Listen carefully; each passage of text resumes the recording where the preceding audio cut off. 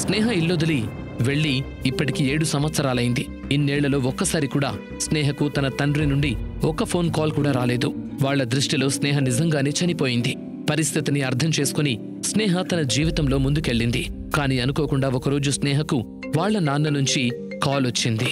ఊహించని విధంగా తనను ఇంటికి రమ్మన్నాడు తండ్రి. కారణమేంటో చెప్పలేదు కాని స్నేహను మాత్రం వెంటనే బయలుదేరి రమ్మన్నాడు. ఫోన్ పెట్టిన వెంటనే నిర్ణయించుకుంది స్నేహ వెంటనే ఇంటికి తిరిగి వెళ్లాలని. కాని స్నేహ కొంచెం కంగారు పడింది. ఎందుకంటే తనిప్పుడు ఒంటరిది కాదు. స్నేహతో పాటు తన 6 ఏళ్ల కొడుకు యువన్ కూడా ఉన్నాడు. ఇల్లు వదిలి వెళ్లేటప్పుడు తనకు తెలీదు తను ప్రెగ్నెంట్ అని. వేరే దేశం వెళ్లాకే తెలిసింది. ఒంటరిగా ఒక బిడ్డను పెంచడం అనేది చాలా పెద్ద విషయం. కాని స్నేహకు తెలుసు తనకు పుట్టబోయే బిడ్డ మాత్రమే ఈ ప్రపంచంలో తనకు ఏకైక తోడు కాగలడు అని. సిగ్గు లేదా నీకు? ఇంత చీప్ గా బిహేవ్ చేయడానికి అసలు నువ్వేమనుకుంటున్నావు? స్నేహ తండ్రి దృష్టిలో తప్పంతా తనదే. అసలు స్నేహ తండ్రి తను చెప్పేది వినటానికి కూడా సిద్ధంగా లేడు. ఎందుకు వింటాడు? స్నేహ సవతి తల్లి ముందుగానే ఆయనకు బ్రెయిన్ వాష్ చేసేసింది. అక్కడే ఉన్న తన సవతి చెల్లెలు మాత్రం చెప్పలేనంత సంతోషంగా ఉంది. స్నేహకున్న ఆశల్లా ఒక్క వైభవ్ మీద మాత్రమే. కాని వైభవ్కి కూడా స్నేహ మీద నమ్మకం కలగట్లేదు. నా వల్ల కాదు స్నేహ, ఇక మన మధ్య ఉన్న బంధం తెగిపోయినట్టే. కాని స్నేహకు వైభవ్ని ఎలా నమ్మించాలో అర్థం కాలేదు. ఎందుకంటే జరిగిన దానికి తన దగ్గర ఎటువంటి సమాధానం లేదు. మరోపక్క దేశంలోని అతిపెద్ద కంపెనీకి ఎండీ అయిన అక్షయ్కు ఒక్కసారిగా షాక్ తగిలింది.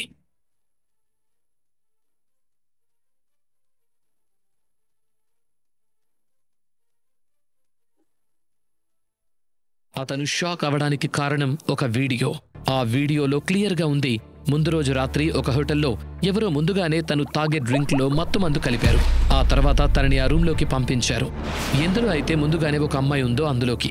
అక్షయ్లానే ఓ అమ్మాయి కూడా మైకంలో ఉంది. ఒళ్ళు తెలియని పరిస్థితుల్లో ఆ ఇద్దరు పూర్తిగా హద్దుల్ని దాటేశారు.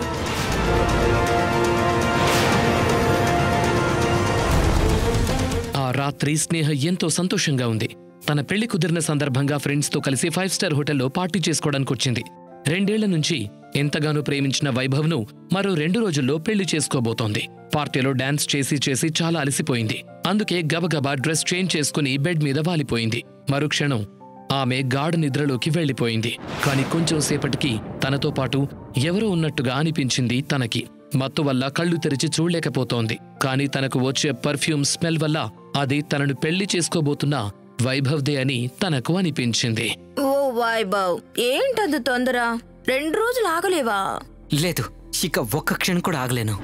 ఆ తర్వాత రోజు ఉదయం కళ్ళు తెరిచేసరికి స్నేహకు తల బద్దలైపోతోంది. తన శరీరం కూడా తనకు సహకరించట్లేదు. రాత్రి ఏం జరిగిందనేది తనకు లీలగా గుర్తొస్తోంది. దాంతో ఒక్కసారిగా స్నేహకు రాత్రి జరిగిన సంభాషణ గుర్తొచ్చింది. ఇంతలో ఎవరో డోరు కొడుతున్న సౌండ్ వచ్చింది. వైభవ్, ఏం జరుగుతుందో అర్థం కాలేదు స్నేహకు. అసలు రాత్రంతా స్నేహతో ఉన్నది ఎవరు? స్నేహ సిచ్యుయేషన్ ని, తనున్న రూమ్ పరిస్థితిని చూస్తేనే అర్థమైపోయింది వైభవ్కి అక్కడ రాత్రంతా ఏం జరిగింది అనేది. కానీ స్నేహకు అంతా అయోమయంగా అనిపించింది. అటువంటి పొరపాటు అసలు ఎలా చేయగలిగానా అనుకుంది. అవన్నీ ఆలోచించి స్నేహకు ఒకసారిగా చెమటలు పట్టాయి. మరొక క్షణం కూడా ఆ గదిలో ఉండలేకపోయింది. తన వస్తువులు తీసుకుని కంగారుగా అక్కడి నుంచి బయటకు పరిగెత్తింది. స్నేహకు ఒకదాని తర్వాత ఒకటి నిజాలు తెలుస్తున్నాయి. తనెందుకు ఇలా చేస్తుంది? కానీ నువ్వు ఇదంతా ఎందుకు చేశావు? అప్పుడు పర్ణిక ఏం చెప్పిందంటే, రాత్రి స్నేహ తాగి డ్రింక్లో మత్తుమందు కలిపానని తను మైకంలోకి వెళ్లగానే తను రూమ్ దగ్గరికి తీసుకువెళ్లి లోపల వైభవ్ నీకోసం ఎదురు చూస్తున్నాడు అని చెప్పింది. స్నేహ అక్కడున్నది వైభవ్ అనుకుని తనకు పూర్తిగా లొంగిపోయింది. నువ్విదంతా ఎందుకు చేశావు? ఎందుకంటే వైభవ్ అంటే నాకిష్టం. కాని స్నేహ సిటీ వదిలి వెళ్లిపోవాలని నిర్ణయించుకుంది. తిరిగి ఎప్పుడు వస్తుందో కనీసం తనకు కూడా తెలీదు.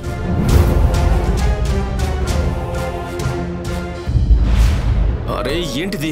ఈ ఫ్లైట్ లో పిల్లలు కూడా ఉన్నారా? ఆఖరికి ఫ్లైట్ లో కూడా ప్రశాంతత లేకుండా పోతుంది ఈ రోజుల్లో. నేనింత కాస్ట్లీ టికెట్ కొని కూడా ఫ్లైట్ లో పిల్లల గోల వింటూ కూర్చోవాలని అనుకోవట్లేదు. డాడీ! యువన్ ప్రవర్తనకు స్నేహ మరియు అక్షయ్ ఒక్కసారిగా ఆశ్చర్యపోయారు. యువన్, ఏం చేస్తున్నావు నువ్వు? ఇదేనా నువ్వు నేర్చుకున్న బిహేవియర్? స్నేహకు యువన్ మీద విపరీతమైన కోపం వచ్చింది. కానీ తనకు అర్థం కాని విషయం ఏంటంటే యువన్ అలా ఎందుకు అన్నాడా అని. ఇక అక్షయ్కి కూడా యువన్ బిహేవియర్ వింతగా అనిపించింది. యువన్ చాలా పద్ధతిగా పెరిగాడు. ఎవరితో ఎలా ప్రవర్తించాలో తనకు బాగా తెలుసు. ఎంత ఆలోచించినా తనలా ఎందుకు చేశాడో అర్థం కాలేదు స్నేహకు. యువన్కు అర్థమయ్యేలా చెప్పడానికి స్నేహ చాలా ప్రయత్నించింది. కానీ యువన్ స్నేహ మాటలు వినడానికి కూడా సిద్ధంగా లేడు. అక్షయ్ తన డాడీ అనుకున్నాడు యువన్. అక్షయ్ చాలా మంది అమ్మాయిల్ని చూశాడు, తన బిడ్డకు తల్లి అవ్వాలని ప్రయత్నించిన వాళ్లను. కానీ ఈ రోజు మాత్రం తనని తండ్రిగా చేసుకోవాలని చూసే పిల్లాడిని చూశాడు తను. అక్షయ్ ఉద్దేశం ఏంటంటే తన తల్లే స్వయంగా యువన్కు ఇదంతా నేర్పించిందని. అప్పుడు అక్షయ్ అన్న మాటలు ఒక్కసారిగా స్నేహ గుండె ముక్కలు చేసింది. ఇలాగే జరుగుతుంది పెళ్లి కాకుండా అమ్మాయిలు పిల్లల్ని కంటే.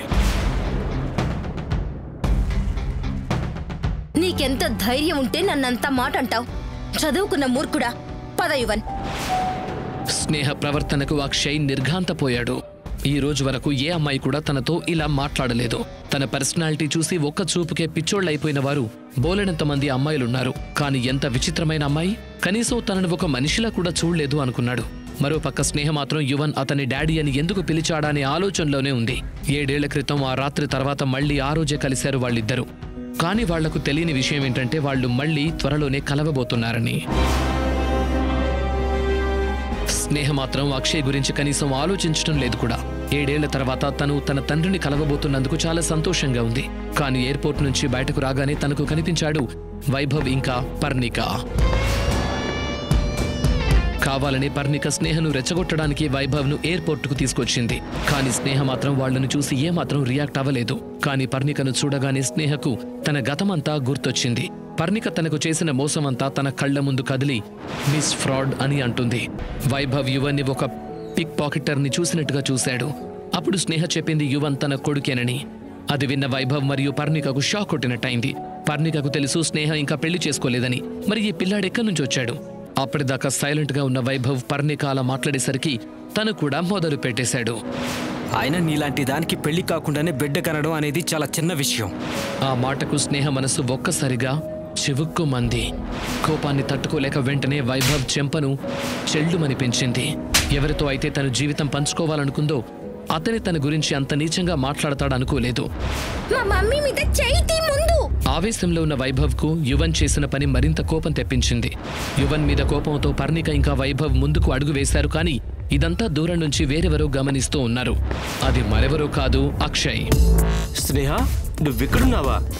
ఎక్కడెక్కడో వెతుకుతున్నాను నీకోసం. చెప్పకుండా నువ్వెప్పుడు అలా ఎక్కడికి వెళ్ళకు.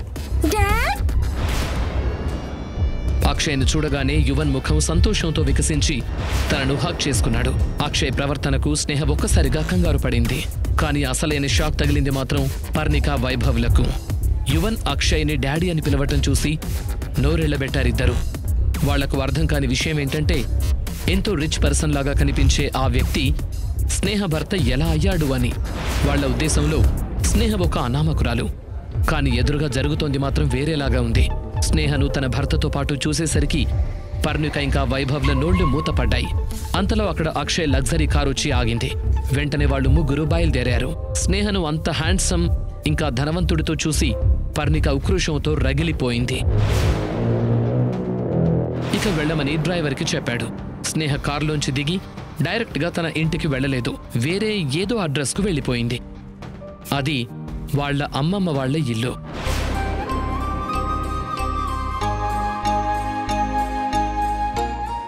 స్నేహ, అమ్మమ్మా. స్నేహను చూసి తన అమ్మమ్మ ఆప్యాయతతో దగ్గరికి తీసుకుంది. స్నేహ మనసు ఎంతగానో సంతోషించింది. కళ్ల నుంచి ఆనంద బాష్పాలొచ్చాయి. స్నేహకు అమ్మమ్మ అంటే చాలా ఇష్టం. అయితే నువ్విక్కడే ఉన్నావన్నమాట. నాకు తెలుసు నువ్విక్కడికే వస్తావని. మీ ఇద్దరితో మాట్లాడాల్సిన అవసరం లేదు నాకు. ప్లీజ్ మమ్మల్ని ఒంటరిగా వదిలేయండి. హా, డాడీ వెళ్ళమంటేనే మేము వచ్చాం. ఆయన నిన్ను కలవాలనుకుంటున్నారు. స్నేహ రాగానే తన తండ్రిని కలవాల్సింది. కానీ పర్ణికను కలిశాక ఇంకెవర్నీ కలవటానికి మనసు రాలేదు. కానీ ఇప్పుడు కనీసం ఒక్కసారైనా తన తండ్రిని కలిస్తే బావుంటుంది అనుకుంది. పర్ణికను తన తండ్రే పంపించాడు అనేది మాత్రం క్లియర్గా ఉంది. పర్ణికకు మాత్రం ఇప్పటికీ కూడా స్నేహ మీద ద్వేషం మాత్రమే ఉంది. స్నేహను అవమానించడమే పనిగా పెట్టుకున్నారు అందరూ. కానీ ఒక్కళ్ళు కూడా ఇన్నేళ్లుగా తను ఒకతే ఎలా ఉండగలిగిందని మాత్రం అడగలేదు. తనంటే ఇష్టం లేనప్పుడు తిరిగి మళ్లీ ఎందుకు ఇంటికి పిలిచారో అర్థం కాలేదు స్నేహకు. మరోసారి తాను ఒంటరిదైపోయింది. ఇప్పుడు తనకున్నదల్లా తన కొడుకు యువన్ మాత్రమే అనుకుంది. నేనిక్కడికి మీరు రమ్మన్నారని వచ్చాను. కావాలంటే ఇప్పటికిప్పుడే తిరిగి వెళ్ళిపోతాను. ఇప్పటిదాకా జీవితంలో జరిగిన వాటితో తను ఒకతే పోరాడుతూ వచ్చింది. వాళ్ళు తన గురించి ఏమనుకుంటున్నారు అనేది తనకిప్పుడు అనవసరమైన విషయం. కాని వాళ్ల ప్రవర్తనకు స్నేహ మనసు చాలా గాయపడింది. తనకు ఎలా స్వాగతం పలుకుతారని తను ఊహించింది, కాని మరీ ఇంతలా విషయం కక్కుతారని తాను ఊహించలేకపోయింది. స్నేహ ఆ రోజు తన మనసులో కోపాన్ని బయట పెట్టాలనుకుంది. బయటకు వెళ్లిపోతున్న స్నేహను వైభవ్, స్నేహ ప్లీజ్ నేను చెప్పేది విను. ముందు రోజు నుంచి వైభవ్ స్నేహను ఒక విషయం గురించి అడగాలి అనుకుంటూ ఉన్నాడు. అంటే నిన్ను ఫ్రేమ్ చేశారా అప్పుడు? వైభవ్ అడిగిన ప్రశ్నకు స్నేహ ఏమని సమాధానం చెప్పింది? స్నేహ నిజం చెప్పేస్తుందా? ఒకవేళ చెప్తే వైభవ్ తనని నమ్ముతాడా? తెలుసుకోవాలంటే ఇప్పుడే డౌన్లోడ్ చేసుకోండి పాకెట్ FM. వినండి బ్లాక్ బస్టర్ ఆడియో సిరీస్ మధురం.